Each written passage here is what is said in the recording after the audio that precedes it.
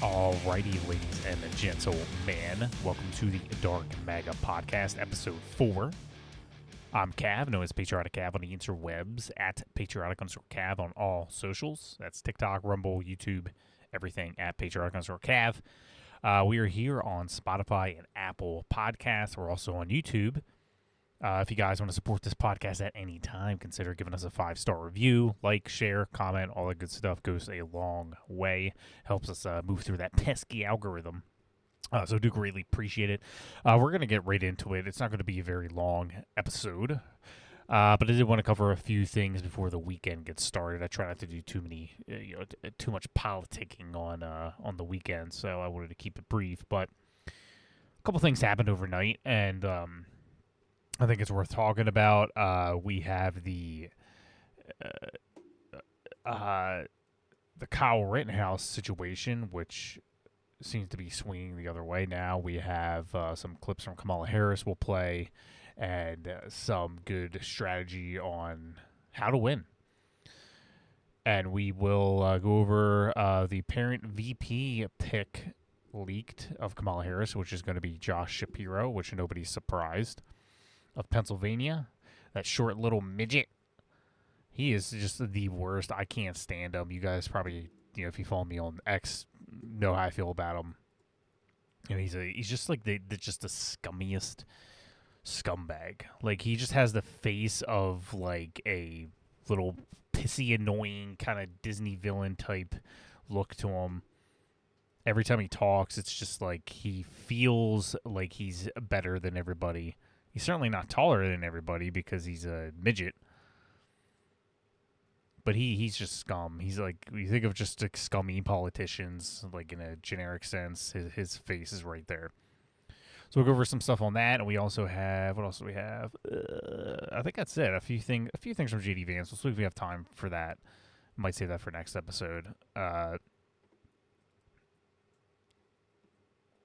But interesting.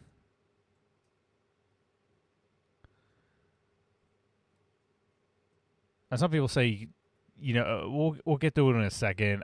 Richard Barris of People's Pundit says we need to stop focusing so much on the trivial stuff with Kamala Harris. Like, is she black? Is she Indian? Is she this or is she that? Which I do agree. I don't think there's any harm in exposing her talking without a teleprompter, which happens in this next clip. She's bad. And we know that for a long time, but it's when she, became the nominee, she really hasn't spoken off prompter since, but until now. So we'll play this real quick. This is just an extraordinary testament to the importance of having a president who understands the power of diplomacy and understands the strength that rests in understanding the significance of diplomacy and strengthening alliances. This is an incredible day. This is just extraordinary. Yeah, you can't see it. But Biden's looking at her like, I mean, he's probably confused with everything, but he seemed extra confused now, like the rest of us. Yeah, I'll share the video on my X. You gotta see it. He's just like, what the hell is she going on? I really don't even know what she said, to be honest. I don't know where she was going with that. I don't know what she was talking about. I don't think she does. It's like Michael Scott from The Office, where he's like, sometimes I start a sentence and I have no idea where it's going. I just hope I find it along the way. I think literally that's how she goes about things.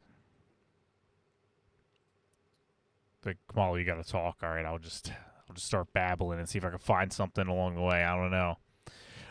But let me just go to the Richard Barris clip now, because it's got a lot to say about it. So we'll just start from that. Richard Barris of People's Pundit. Why can I not play this?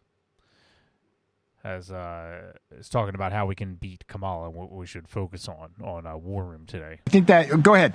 Should be out right now. I don't know what are they waiting for? I mean, we're debating whether or not Kamala's Jamaican or Indian or whatever. I mean, look, let Peter Schweitzer handle that stuff. That isn't for the campaign to deal with. Let the media, the surrogates or whatever handle that. You stay focused on policy. People don't want They're not telling pollsters, I'm looking back at the time of Donald Trump and giving him a 52% approval rating now, something we haven't found in years. They're not doing that because Kamala Harris is Jamaican pretending to be African American. They're doing that because they remember the Trump economy. They remember the peace deals in the Middle East. They remember there was no new wars. They remember peace and prosperity and not jobs reports that look like trash like this today. That's what they remember. And the rest of this is a waste of time. I'm sorry to sound so nasty about it, but so I think that go ahead. No, he's right. I don't. He should let the surrogates and commentators like myself we'll handle the memes. We'll meme it up and we'll go crazy with it. The Trump campaign just needs to really focus on their slogan of are you better off now than you were 4 years ago. Talk about the economy. Talk about the border. These issues that are turning over people who were typically voting left and are now are not so sure. We're seeing it possibly up to 25% of the black population supporting Trump. That's on the high side. But, I mean, no matter what, he's going to get more than that typical, 10, 11% that a Republican gets.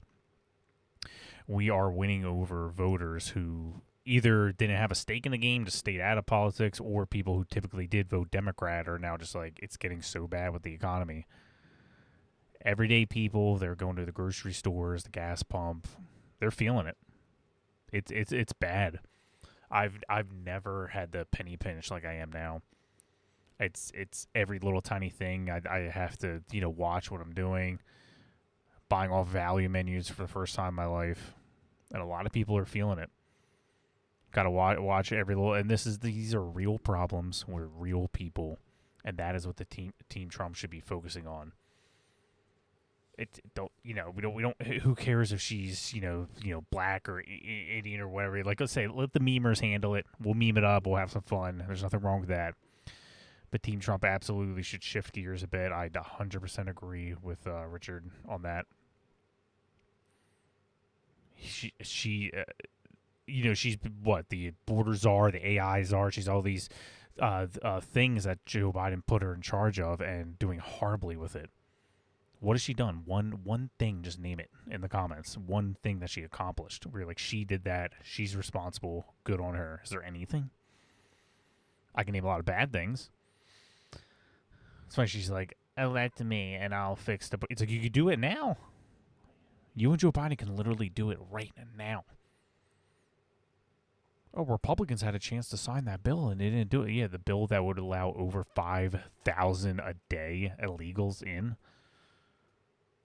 They want to give amnesty to, 10, 11, 12 million, if not more. It was a horrible bill. And Democrats always do that. They'll be like, here's the help the veterans fund, right? And then you look into the bill, you notice only 5% is actually going to help veterans, and the rest is going to a bunch of BS that's going to hurt Americans. And then when Republicans don't sign it, they just use that as a talking point.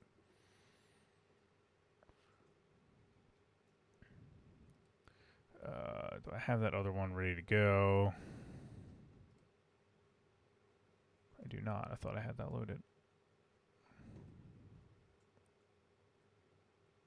Kamala Harris berated staff with F-bombs, leaving them in fear. Intern told not to make eye contact with her.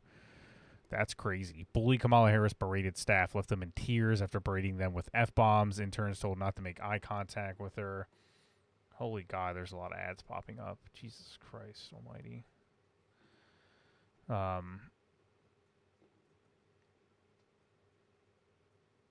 She was constantly berating her staff, according to a shocking report. An Unearthed 2019 op-ed from Professor Terry McAteer, published in California newspaper, the Union describes the eye-opening month his son Gregory spent as an intern for Harris, now presumptive nominee for Democrats. McTeer, a Democrat with a generational political ties to the party, claimed his son was subjected to a side of Kamala Harris which the public does not know. There's a picture of him right there. Harris vocally throws around F-bombs and other profanity constantly in her berating of staff and others, McTeer wrote.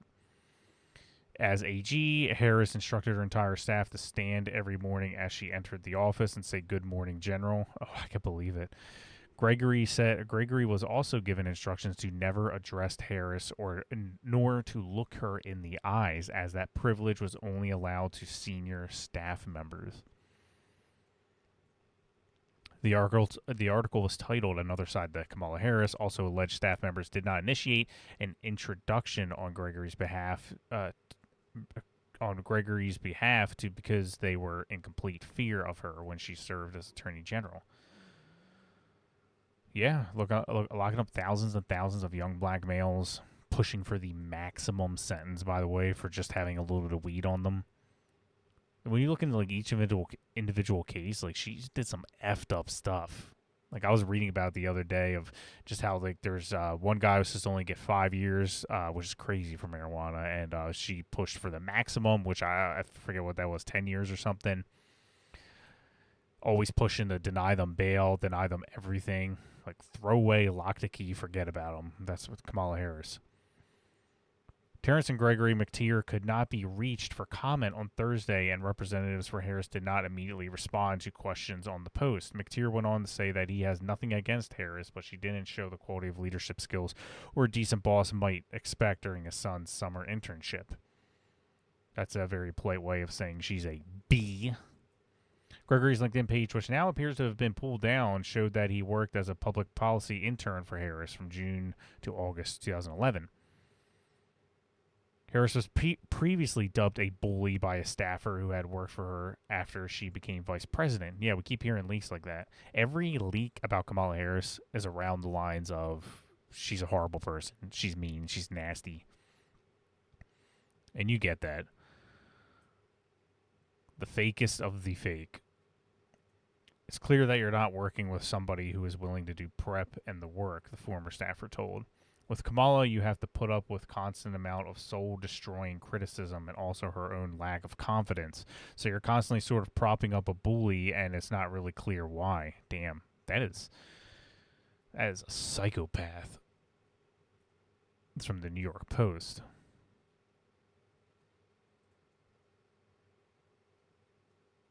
It's crazy. The op-ed reemerged after OpenTheBooks.com, which describes itself as a government watchdog organization, reported last week that Harris is experiencing a 91.5% staff turnover rate within the office of the vice president. That figure significantly surpasses Joe Biden's turnover rate of 77 and former President Trump's of 72 during their terms. The organization's city payroll records as of March 31st, 2024, only 4 of the initial 47 staffers employed during Harris's first year as vice president are still working for her. That's wild.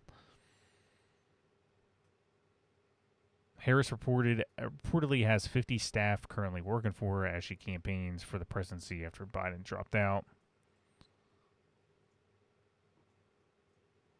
Former House Speaker Kevin McCarthy said nobody lasts very long while working for Harris.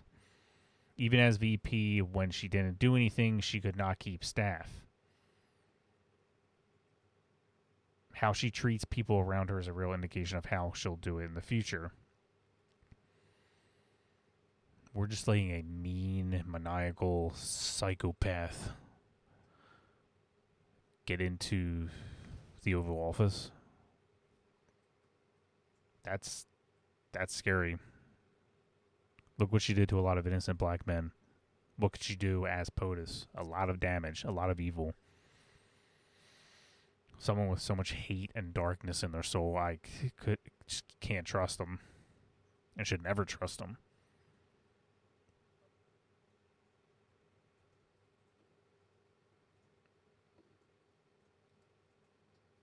Before we move on from Kamala Harris, we'll keep going. How she's going to be putting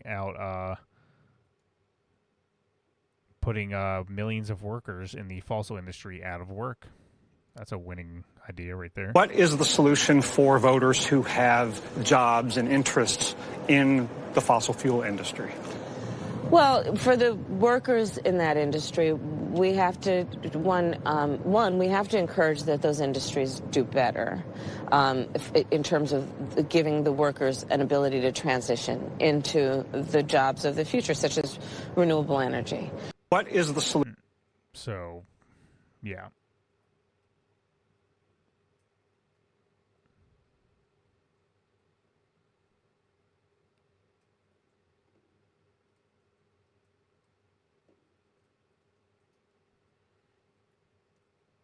She is just a mean, nasty, horrible, horrible person.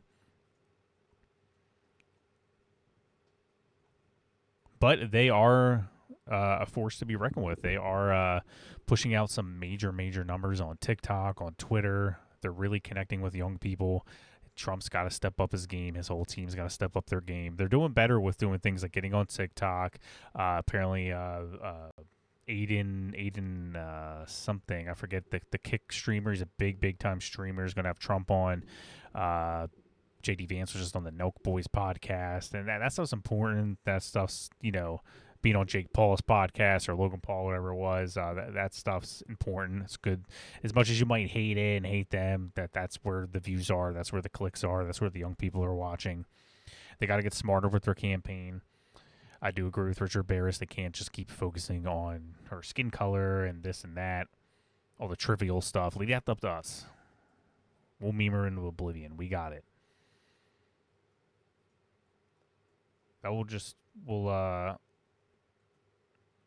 Maybe I'll save that for another episode. I think we'll wrap it up there. Like I said, I try to keep these episodes short. Episode 5 should be out very soon. I'll be working on that almost immediately after this. But yeah, guys, like, subscribe, share, leave us a 5-star review if you can, wherever you're listening to. Leave us a comment if you can. At Patriotic_Cap on all social media pages. We do live streams every Thursday, 10 p.m. Eastern on YouTube, Rumble, Kick, Twitch. We're all around video streaming. And that's really all I got for you guys. God bless, and I'll see you guys on the next one.